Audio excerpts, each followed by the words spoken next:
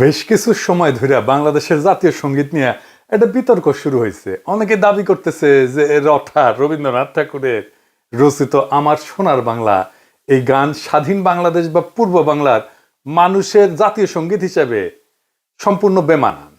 এই দাবি শুনে বাঙ্গু প্রগতিশীলদের পিলা চমকায় গেছে।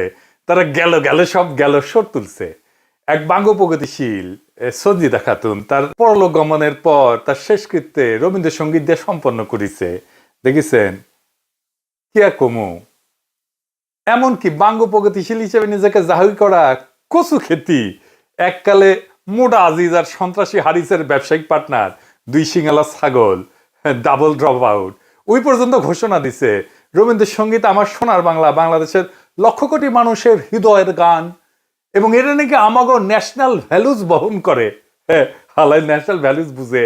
হ্যাঁ, উইমেন লাইফ খুব বুঝে ফেলিছে ন্যাশনাল ভ্যালুজ। শালা double drop out national values বাপ রে বাপ। হ্যাঁ, ডাবল ড্রপ আউটের ইতিহাস জ্ঞান এমনিতেই হাস্যকর ভাবে কম, অথচ এই ডাবল ড্রপ আউট কয়েকদিন আগে আল্লামা ইকবালের নামে ঢাকা বিশ্ববিদ্যালয়ের হল নামকরণের দাবিতে খুব দয়া কইছিল মীর জাফরের নামেও হল করা উচিত।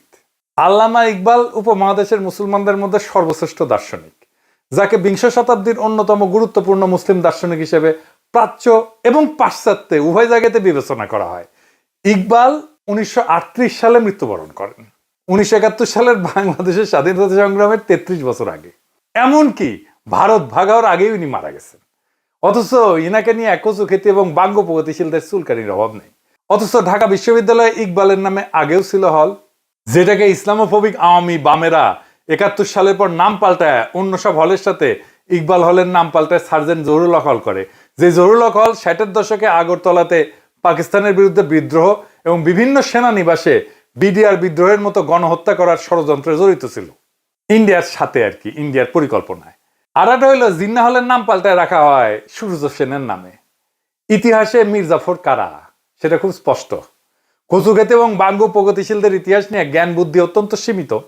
পলাশির যুদ্ধের পর মীর জাফর এবং তার ছেলে নাজমুদ্দৌলা, সাইফুদ্দৌলা এবং মুবারকউদ্দৌলা 50 বছর মুর্শিদাবাদে ইংরেজদের প্রোটেকশন থেকে শান শওকতের সাথে নবাবী জীবনযাপন করত, যেমনটা করতো মুজিব, হাসিনা। ধানমন্ডি এবং গণভবনে থেকে ভারতের প্রোটেকশনের ছত্রছায়। তখন নবাবের বিরুদ্ধে কেউ কিছু বললেই গর্দান যাইতো। পলাশির যুদ্ধের লেগেসি যুদ্ধের সাথে সাথেই নির্ধারিত হয় নাই, ইতিহাসে সেটা অনেক পরে নির্ধারণ করছে। আওয়ামী বাং প্রগতিশীলরা হচ্ছে ইতিহাসের আসল মীর জাফর, রায় দুর্লভ, ইয়ার লতিফ, জগৎ শেঠ। মীর জাফর পলাশির যুদ্ধের পর নিজের গদিতে বসার জন্য লর্ড ক্লাইভের সাথে দেখা করতে যায়। নিজের সাঙ্গপাঙ্গদের নিয়ে সোহরাওয়ার্দীর বডিগার্ডও একই কাম করেছিল। সোহরাওয়ার্দীর বডিগার্ড আবার নিজের অফিসে ইন্দিরা গান্ধীর ছবি ডেস্কে রাখতো। মীর জাফরও মনে হয় ক্লাইভের ছবি এভাবে নিজের দরবারে রাখতো না। এইভাবে ঢাকা বিশ্ববিদ্যালয় এবং সারা দেশে এই সমস্ত হিন্দুত্ববাদী এবং ভারতীয় চরদের নামে হলের নামকরণ করা হইল। এই সমস্ত স্থাপনার নাম পাল্টাইতে হবে। ছাত্র জনতা এবং ক্ষুদ্র ভ্রাতা ভগিনীরা নিজেরাই এটা করবে। এইবার আসি জাতীয় সঙ্গীতে আমার সোনার বাংলা গান নিয়ে। আমার সোনার বাংলা গানের ইতিহাস কি, এই গানের মানে কি, কবে, কোথায়, কোন প্রসঙ্গে এই গান কম্পোজ করা হয়েছিল, এটা জানতে হইলে আমাদের বঙ্গভঙ্গের ইতিহাস জানতে হবে। বঙ্গভঙ্গ কি? 1899 সালে লর্ড কার্জন ব্রিটিশ ভারতে ভাইসরয় হিসেবে আসেন। তখন ব্রিটিশ ভারতের প্রদেশগুলো ছিল Bengal presidency, Madras presidency, Bombay presidency, Yuktapradesh, Madhya Pradesh, Punjab. Bengal প্রেসিডেন্সির এবং সমগ্র ব্রিটিশ ইন্ডিয়ার রাজধানী ছিল সাহেবদের তৈরি করা শহর কলকাতায়, কল্লোলিনী তিলোত্তমা কলকাতা। বেঙ্গল প্রেসিডেন্সি আকারে অনেক বড় থাকায় সেটা একজন লাট সাহেবের পক্ষে শাসন করা দুরূহ ব্যাপার ছিল।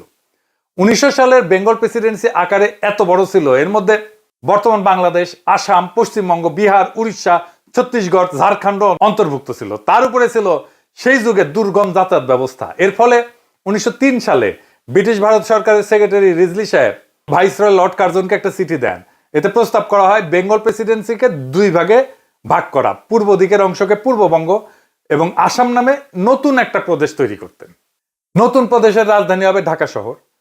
লর্ড কার্জন এই প্রস্তাবে সম্মতি প্রদান করে। এর ফলে 16 অক্টোবর 1905 সালে লর্ড কার্জন নতুন প্রদেশ পূর্ববঙ্গ এবং আসামের গোড়াপত্তন করে ঢাকাকে রাজধানী করেন।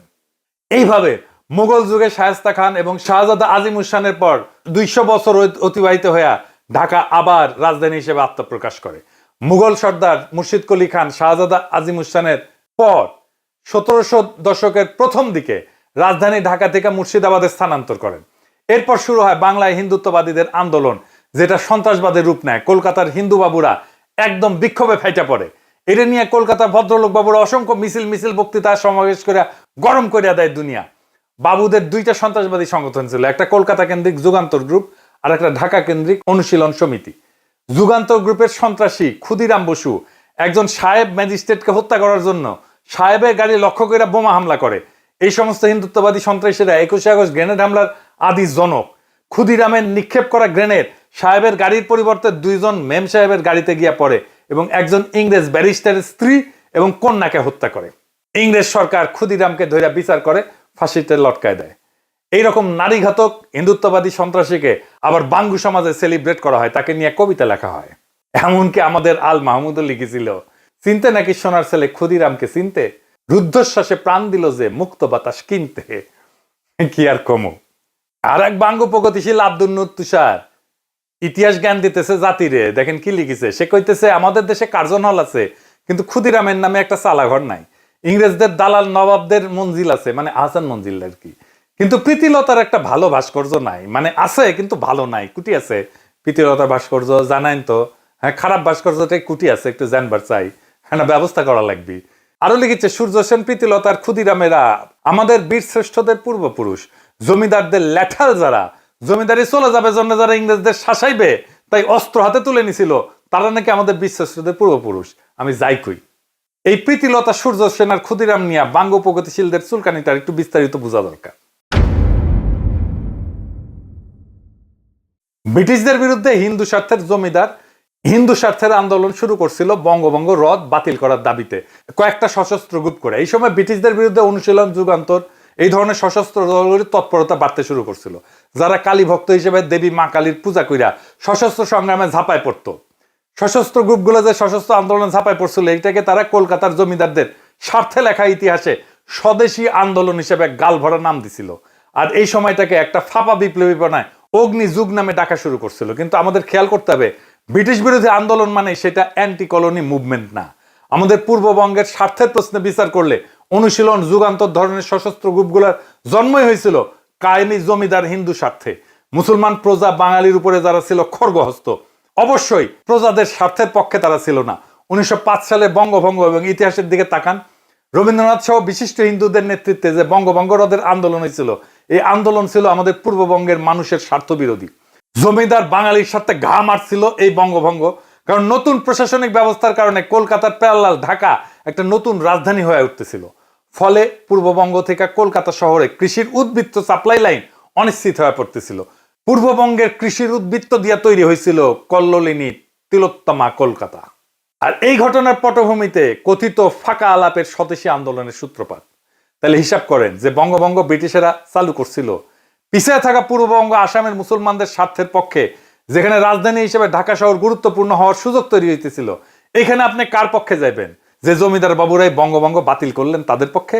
যে অনুশীলন, যুগান্তর ধরনের সশস্ত্র গ্রুপগুলো ছিল জমিদার শ্রেণীর স্বার্থে, আপনি কি তাদের হিরো বানায় বন্দনা করবেন? আপনার চাষাভূষা পূর্বপুরুষদের সাথে গাদ্দারি করতেছেন? প্রীতিলতা, ক্ষুদিরাম কিংবা সূর্য সেনারা ছিল সরাসরি জমিদার হিন্দুর স্বার্থের লোক, এবং তাদের আন্দোলন কলকাতার শাসকদের আন্দোলন। স্বদেশী আন্দোলন এবং অগ্নিযুগ ছিল জমিদারদের সশস্ত্রতা। একে হিন্দু মুসলমান নির্বিশেষে সকল প্রজাকে আপন মনে করবে। বিশেষ করে পূর্ববঙ্গের মুসলমান প্রজা যারা আজকের বাংলাদেশের মানুষ, তাদের লড়াকু পূর্বপুরুষ হাজী শরীয়তুল্লাহ বা তিতুমিরেরা। আমাদের উত্তরসূরি হিসেবে আমরা কেন প্রীতিলতা, ক্ষুদিরাম কিংবা সূর্য সেনদের আমাদের হিরো বলে মনে করব, যেখানে এরা সরাসরি জমিদার স্বার্থের লোক? জমিদার তাদের অর্থদাতা ছিল, টাকা দিত, চান্দা দিত জমিদারেরা। এবং এই আন্দোলনটাই স্বদেশী আন্দোলন, অগ্নিযুগ, এটা ছিল জমিদারদের আন্দোলন, তাদের জমিদারি রক্ষার আন্দোলন, তাদের শোষণ রক্ষার আন্দোলন। হাসিনার হইয়া ছাত্রলীগ, যুবলীগ যেমন নাম ছিল বর্ষা বিপ্লবের সময় 24-এর, ঠিক একই কাজ করছিল সূর্য সেন, প্রীতিলতা, ক্ষুদিরামেরা। ওরা ছিল জমিদারের ল্যাঠাল, যেরকম ছাত্রলীগ ছিল আওয়ামী লীগের হাসিনার ল্যাঠাল। যে জমিদার ব্যবস্থায় আপনার পূর্বপুরুষদের বঞ্চিত করে রাখা হইতো, এই সশস্ত্র গ্রুপের লোকজন সেই জমিদারদের ভাড়াটে সন্ত্রাসী। তারা তো আপনার পূর্বপুরুষদের স্বার্থের বিরুদ্ধের লোক। এই জমিদার শ্রেণী তো কখনো আপনার পূর্বপুরুষদের বাঙালি বইলাই স্বীকার করে নাই, মান্যতা দেয় নাই। সেই জমিদার শ্রেণীর ঔরসে আজকাল বাংলা ভাষা শিল্প সংস্কৃতি গড়ে উঠছে, সেটা খুব ভালো কথা। কিন্তু জমিদার হিন্দু তো আপনারা এক্সক্লুড কইরা হিসাবের বাইরে রেখা এই বাংলা ভাষা শিল্প সংস্কৃতির পতন ঘটাইছিল। যে প্রীতিলতার সূর্য সেনের আপনি হিরো বানাইতে চান, তাদের অনুশীলন যুগান্তর ধরনের সশস্ত্র গ্রুপগুলো তো কখনো আপনাকে গোনাতেই ধরে নাই। আপনি তো মুসলমান হলে ঢুকতেও পারতেন না অনুশীলন যুগান্তরে। শুধু তাই না, এরা তো আপনারই স্বার্থ বিরোধী, সাধারণভাবে ঢাকাকে রাজধানী করার বিরোধী একটা আন্দোলন ছিল।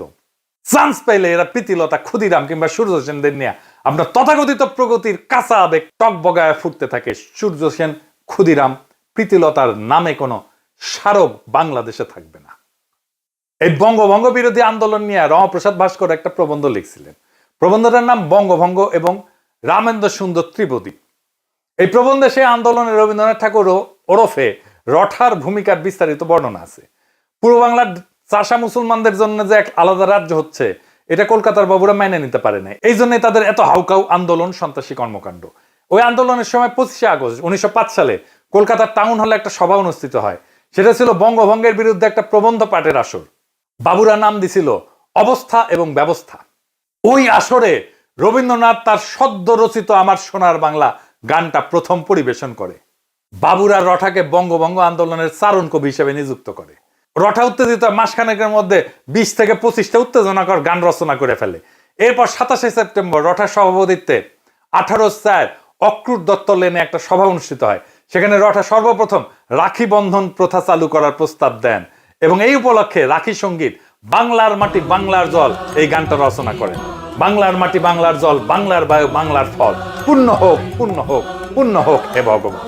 50,000 কণ্ঠে উচ্চারিত বন্দে মাতরম ধ্বনির মধ্যে সুরেন্দ্রনাথ বন্দ্যোপাধ্যায় সভাপতির অভিভাষণ পাঠ করেন। বাংলায় সেটা রবীন্দ্রনাথ পাঠ করেন। রবীন্দ্রনাথ তাদের মধ্যে ছিলেন এবং তার নতুন গান ওদের বাঁধন যতই শক্ত হবে ততই বাঁধন টুটবে গাইতে থাকেন। এরপর রবীন্দ্রনাথ তার আর একটা গান ধরেন, তা হইল বিধির বাঁধন কাটবে তুমি এমন শক্তিমান। এরপর 1905 সালের আশ্বিন মাসে, মানে সেপ্টেম্বর অক্টোবর সংখ্যায়, রবীন্দ্রনাথ কার্তিক সম্পাদিত বঙ্গদর্শন পত্রিকায় রঠা প্রথম আমার সোনার বাংলা গানটা পাবলিশ করেন, প্রকাশ করেন। এই বঙ্গদর্শন পত্রিকার একটা বিশাল ইতিহাস আছে। কি সেই ইতিহাস? এই পত্রিকা 1872 সালে প্রথম সম্পাদনা করে বের করে বাংলা সাহিত্যের সবচেয়ে কুখ্যাত ইসলামোফোব আর হিন্দুত্ববাদীদের গডফাদার বঙ্কিমচন্দ্র চট্টোপাধ্যায়। বঙ্কিম তার উপন্যাসগুলো এই পত্রিকায় সিরিয়াল আকারে পাবলিশ করত। এইখানে 1882 সালে ধারাবাহিকভাবে প্রকাশিত হয় বঙ্কিমের উপন্যাস আনন্দমঠ। এই আনন্দমঠে বঙ্কিম হিন্দুত্ববাদীদের জাতীয় সঙ্গীত বন্দে মাতরম প্রথম কম্পোজ করে প্রকাশ করেন। পুরা উপন্যাসের বিষয়বস্তু হচ্ছে মুসলিমদের খেদানো। পুরা পত্রিকাটা ছিল ইসলামোফোবিয়ার একটা পাত্র। এইখানে 1884 সালে বঙ্কিম আরেকটা প্রবন্ধ প্রকাশ করে বাংলার কলঙ্ক নামে। মুসলমানদের গালিগালাজ করাইছিল সেই প্রবন্ধের মূল থিম। এরকম বহু লেখা প্রকাশিত হয় এই পত্রিকাতে। পুরা কলকাতার ভদ্রলোক সমাজে এই পত্রিকা গোগ্রাসে গিলত। তাদের ওয়ার্ল্ড ভিউ প্রচার করছে এইটা। রঠা ছোটবেলাতে গোগ্রাসে সমস্ত গল্প গিলত। রঠার নিজের মুখেই শোনেন তার আত্মজীবনীতে কি লিখেছে। অবশেষে বঙ্কিমের বঙ্গদর্শন আসিয়া বাঙালির হৃদয় একেবারে লুট করিয়া লইল। একে তো তাহার জন্য মাসান্তের প্রতীক্ষা করিয়া থাকিতাম, তাহার পরে বড় দলে পড়ার শেষের অপেক্ষা করা আরো বেশি দুঃসহ হইত। এইরকম একটা কুখ্যাত ইসলামোফোব বাংলার মুসলমানকে গালিগালাজ করা পত্রিকাকেই রঠা বাইছে নিলেন আমার সোনার বাংলা গান পাবলিশ করার জন্য, প্রকাশ করার জন্য। আর রঠা এই বঙ্গদর্শন পইরা বড় হইছে, তাহলে ওর ভিতরে কি আছে সেটা বুঝে দেখেন। এই হচ্ছে কচুক্ষেতির স্বল্প জ্ঞানের ন্যাশনাল ভ্যালুজ, এইটার ইতিহাস। এই গানকে যে এখনো জয় বাংলা করা হয় নাই, সেটা তো বাঙ্গু প্রগতিশীলদের 7 জন্মের ভাগ্য। কিন্তু এই ভাগ্য বেশি দিন টিকবে না। হাসিনা যেমনে জয় বাংলা হয়েছে, আমলিক যেমনে জয় বাংলা হয়েছে, 32 নম্বর যেমনে জয় বাংলা হয়েছে, এই গানও জয় বাংলা হবে। এরপর বঙ্গভঙ্গ রদ করার এরকম অপচেষ্টাকে প্রতিহত করার জন্য 1906 সালের ডিসেম্বর মাসে ঢাকায় নওয়াব সলিমুল্লাহ তার বাড়ি আহসান মঞ্জিলে সমগ্র ভারতবর্ষের মুসলমান নেতাদের আমন্ত্রণ জানান। উপলক্ষ ছিল অল ইন্ডিয়া মোহামেডান এডুকেশনাল কনফারেন্সের মিটিং। স্যার সৈয়দ আহমেদ খান এই এডুকেশনাল সংস্থা প্রতিষ্ঠা করছিলেন। সেই মিটিংয়ে আহসান মঞ্জিলে সারা ভারতবর্ষ থেকে 3000 মুসলমান ডেলিগেট যোগদান করেন। মিটিংয়ে সভাপতিত্ব করেন উত্তরপ্রদেশের মিরাটের নবাব ভিকারুল মুলক। আজকের শাহবাগ তখন নওয়াব সলিমুল্লাহর বাগান ছিল। এইখানেই নওয়াবের একটা বাগান গাড়ি ছিল এই শাহবাগে। সেই শাহবাগের বাগান বাড়িতে অনুষ্ঠিত হয় ঐতিহাসিক মিটিং। শাহবাগ থেকে এই ঘটনার শুভ সূচনা। যেখানে নওয়াব সলিমুল্লাহ ভারতবর্ষে মুসলমানদেরকে নিজেদের স্বার্থ রক্ষার জন্য একটা রাজনৈতিক দল গঠন করার প্রপোজাল দেন, যেটা সর্বসম্মতিক্রমে গৃহীত হয়। এইভাবেই জন্ম হয় মুসলিম লীগের। স্যার সৈয়দ আহমেদ খানের ঘনিষ্ঠ বন্ধু নওয়াব মহসিন মুলককে করা হয় মুসলিম লীগের সেক্রেটারি এবং সংবিধানের মূল লেখক। লীগের প্রথম অনারারি প্রেসিডেন্ট করা হয় ইমাম আগা খানকে। কলকাতার বাবুদের আন্দোলন আর তাদের সন্ত্রাসীদের সন্ত্রাসে অবশেষে ইংরেজ সরকার হার মানে। 1911 সালের ডিসেম্বর মাসে রাজা পঞ্চম জর্জ ভারতের দরবারে আসেন। তখন ইংরেজ সরকার সিদ্ধান্ত নেয় তারা এই বঙ্গভঙ্গকে রদ করবেন। রাজা দরবারে এই প্রক্লেমেশন জারি করেন। রঠাই আনন্দে রচনা করে ফেলেন, জনগণ মন অধিনায়ক জয় হে, ভারত ভাগ্য বিধাতা। শুনেন, এই জনগণ মন আজ ভারতের জাতীয় সঙ্গীত। জনগণ মন অধিনায়ক জয় হে, ভারত ভাগ্য বিধাতা। পাঞ্জাব সিন্ধু গুজরাট ও মারাঠা দ্রাবিড় উৎকল বন্ধ, বিন্ধ্য হিমাচল যমুনা গঙ্গা উচ্ছল জলদি তরঙ্গ। তব শুভ নাম জাগে, তব শুভ আশিস মাগে, গাহে তব জয় গাথা। এই গান গাওয়া হয়েছিল ঢাকা বিশ্ববিদ্যালয়ে।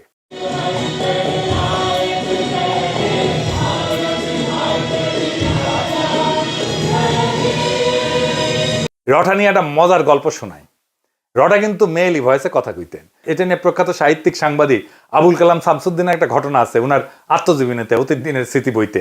আবুল কালাম শামসুদ্দিন তার বন্ধু কাজী নজরুল ইসলামের সাথে সত্যেন্দ্রনাথ দত্তের মৃত্যুতে আয়োজিত একটা স্মরণ সভায় গেছিলেন। সেখানকার অভিজ্ঞতা শুনেন। যথাসময়ে সভা মঞ্চে আপন আসন থেকে রবীন্দ্রনাথ উঠে দাঁড়ালেন।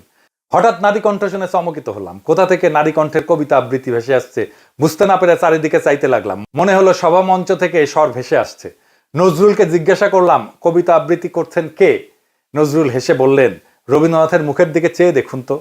চেয়ে দেখলাম, তাই তো, মুখ নড়ছে, কিন্তু এ নারী কণ্ঠ কেন? নজরুল বললেন, তার কণ্ঠস্বরই এরূপ। আমি বিস্মিত হলাম। এমন নারী কণ্ঠের স্বর যে কোনো পুরুষের থাকতে পারে এ ধারণা আমার ছিল না। রঠার অখণ্ড সোনার বাংলা ছিল অখণ্ড ভারত মাতার একটা অংশ। এই গান কিভাবে কোন যুক্তিতে স্বাধীন বাংলাদেশের জাতীয় সঙ্গীত হয়? যারা এই গানকে বাংলাদেশের জাতীয় সঙ্গীত হিসেবে গৃহীত করাইছে তাদের মধ্যে মুখ্য চরিত্র হচ্ছে কুখ্যাত ভারতের দালাল রয়্যাল এজেন্ট চিত্তরঞ্জন সুতারের সহচর সিরাজুল আলম খান, যাদের উদ্দেশ্যই ছিল পূর্ব বাংলাকে ভারতের সাথে যোগ করানো। ঠিক এই উদ্দেশ্যেই তারা এই গানকে বাংলাদেশের জাতীয় সঙ্গীত বানাইছে। সিরাজুল আলমের সহচর জাসদের মহিউদ্দিন তার বইতে কি লিখেছে দেখেন। সিরাজুল আলম খান তখন কলকাতার ভবানীপুরে রাজেন্দ্র প্রাসাদ রোডের চিত্তরঞ্জন সুতারের বাড়িতে ঘুমায়। হ্যাঁ, ওর বাড়িতেই থাকতো। চিত্তরঞ্জন সুতারের কার্যকলাপ আমি আগের এপিসোডে আলোচনা করছি। সুতার বাংলাদেশেও রয়ের ফান্ডিং নিয়ে সশস্ত্র বঙ্গভূমি আন্দোলন করছিল। এই সুতার 71 সালে ইন্দিরা গান্ধীকে বারবার বলছিল ভারত মাতা যেন বাংলাদেশকে সম্পূর্ণভাবে নিজের সাথে যুক্ত করিয়া পশ্চিম বাংলার সাথে যোগ করিয়া রবীন্দ্রনাথের অখণ্ড সোনার বাংলা প্রতিষ্ঠা করে। জাতীয় সঙ্গীতের সিদ্ধান্ত সিরাজুল আলম খান কিভাবে নেয় সেটা এখন শুনেন। 2 মার্চ বিকালে সিরাজুল আলম খান ইকবাল হলের ক্যান্টিনে ছাত্রলীগের একদল নেতা কর্মীকে নিয়ে বসলেন। কিছু কিছু বিষয়ে দ্রুত সিদ্ধান্ত নেওয়ার দরকার ছিল। তিনি কিছু একটা বলছেন আর কেউ একজন নোট নিচ্ছেন। তিনি বললেন, জাতীয় পতাকা কেমন হবে? কয়েকজন বলল, আজ বটতলায় যেটা তোলা হয়েছে সেটাই হোক। জাতীয় সঙ্গীতের প্রসঙ্গ উঠতেই দ্বিজেন্দ্রলাল রায়ের ধনধান্যে পুষ্প ভরা গানটির প্রস্তাব এলো। কিন্তু এর দুটো সমস্যা ছিল। প্রথমত, গানটার কোথাও বাংলা বা বাংলাদেশ শব্দটি নেই।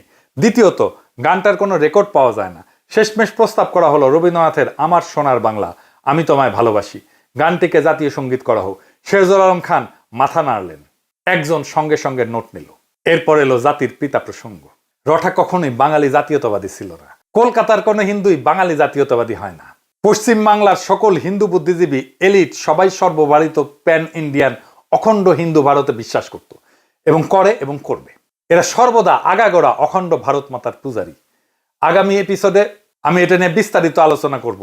কাজেই মুসলমানদের স্বার্থবিরোধী সন্ত্রাসী বঙ্গভঙ্গ রদ আন্দোলনের চারণ কবি রবীন্দ্রনাথের রচনা করা আমার সোনার বাংলা গান কিভাবে বাংলাদেশের জাতীয় সঙ্গীত হয়, এই প্রশ্নটা আমাদের তুলতেই হবে। এই গান তো কারোই গাওয়া উচিত না। অতি দ্রুত গণভোট আয়োজন করে এই জাতীয় সঙ্গীতের ব্যাপারে সিদ্ধান্ত নিতে হবে। সিরাজুল আলম খানের চাপায় দেওয়া গানকে কখনোই আমাদের জাতীয় সঙ্গীত হিসেবে মেনে নেওয়া যাবে না, হবে না। রঠা বাঙ্গ প্রগতিশীলদের কাছে সবসময় একটা পলিটিক্যাল প্রজেক্ট ছিল। বাঙালি জাতীয়তাবাদের নামে পূর্ব বাংলার মুসলমানদেরকে যে কিরকম ভণ্ডামি গিলাইছে আওয়ামী বামেরা, সেটা আগামীতে ফাঁস করা হবে। সামনের এপিসোডে সেটা নিয়ে আলাপও করা হবে।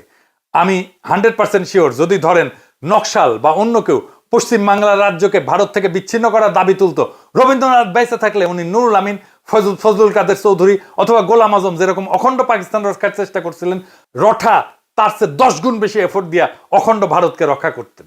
খালি রবি না, পশ্চিম বাংলার অধিকাংশ বাঙালি ভদ্রলোক এই কাজটা করতেন। নকশালদেরকে তো ইন্ডিয়া অত্যন্ত কঠোরভাবে সামরিক শক্তি দিয়ে দমন করছে। সেটা নিয়ে পশ্চিম বাংলার বাবুরা জেনোসাইড, গণহত্যা বলে লাফায় না। এটাও অঙ্ক হিসাব প্রমাণ করে দেওয়া যাবে যে পশ্চিমবঙ্গে ভারতীয় আর্মির নকশাল দমন পাকিস্তান আর্মির অপারেশন সার্চলাইট থেকেও নির্মম ছিল। এমনকি শিখদের স্বর্ণ মন্দিরে ভারতীয় আর্মি হামলা অপারেশন ব্লু স্টার আর অপারেশন সার্চলাইট থেকেও ভয়ঙ্কর ছিল। ইন্দিরা গান্ধীর মৃত্যুর পরে যেভাবে শিখ জেনোসাইড হয়েছে, এরকম জেনোসাইড 1971-এও হয় নাই বাংলাদেশে। এইসব অনেকদিন আলাপ করা যাবে। বাঙ্গু প্রগতিশীলদের চিরতরে জয় বাংলা করে দেওয়া হবে। রঠার আমার সোনার বাংলা কখনোই পূর্ব বাংলার চাষাভুষাদের হৃদয়ের গান ছিল না। এটা ছিল হিন্দু জমিদারদের, কলকাতার বাবুদের শোক গাথা, যারা ঢাকাকে রাজধানী হইতে দেয়নি, যারা পূর্ব বাংলার মুসলমানকে বাঙালি মানেনি, আর রবীন্দ্রনাথকে বানাইছিল সেই আন্দোলনের চারণ কবি। এখন সেই গান আমাদের মাথায় চাপায় দেওয়া বলা হয় এটাই আমাদের জাতীয় সত্তা, এটাই আমাদের ন্যাশনাল ভ্যালুজ। কিন্তু ইতিহাস বদলায়, বাতিলের খাতা থেকে উঠে আসে নতুন সত্য। পূর্ব বাংলার চাষাভুষা মেহনতি মুসলমান যারা একদিনে গান গাইতে বাধ্য ছিল, আজ ইতিহাস আপনাকে প্রশ্ন করতেছে আপনি কার শোকগাথা গাইতেছেন আপনার জাতীয় সঙ্গীত হিসেবে। তারেক রহমান আর বিএনপিকেও বলতে হবে কেন তারা রঠার গান জাতীয় সঙ্গীত হিসেবে পাইয়া গর্বিত। গর্বটা কোথায়? বাংলাদেশের সাধারণ চাষাভুষা মুসলমানের স্বার্থভঙ্গ কি তাদের গর্ব? জাতীয় সঙ্গীত হইতে হবে সেই গান যা জন্ম নেয় মুক্তির জন্য, প্রজার হৃদয়ে শোষণের বিরুদ্ধে দাঁড়ায়। আমার সোনার বাংলা না, আমাদের চাই আমাদের নিজস্ব, আমাদের আত্মপরিচয় বহনকারী, আমাদের স্বপ্নের প্রতিধ্বনি করা গান। এই লড়াই শুধু গান বদলের না, এটা ইতিহাস পুনরুদ্ধারের লড়াই, বঙ্গভঙ্গ রদ আন্দোলনের চক্রান্ত উন্মোচনের লড়াই, বাঙ্গ প্রগতিশীলদের চাপানো ন্যাশনাল ভ্যালুজের মুখোশ ছিঁড়ে ফেলার সংগ্রাম। এখনই সময় আসছে রঠার লেখা ইতিহাসের বদলে নিজের কলমে নিজের ইতিহাস লেখার, নিজের কলমে নিজের জাতীয় সঙ্গীত লেখার, নিজের কলমে নিজের গৌরবের ইতিহাস লেখার, বাংলাদেশের ভূখণ্ডের এই জনগণের সত্যিকারের জাগরণের ইতিহাস লেখার। এইবার সময় আসছে আমার সোনার বাংলাকে বিদায় জানানোর। নতুন স্বাধীনতার পরে আসবে নতুন জাতীয় সঙ্গীত। জয় হোক চাষাভুষার, জয় হোক ইতিহাসের, জয় হোক জনগণের মুক্তির, আমাদের আবহমান লড়াইয়ের। ইনকিলাব জিন্দাবাদ।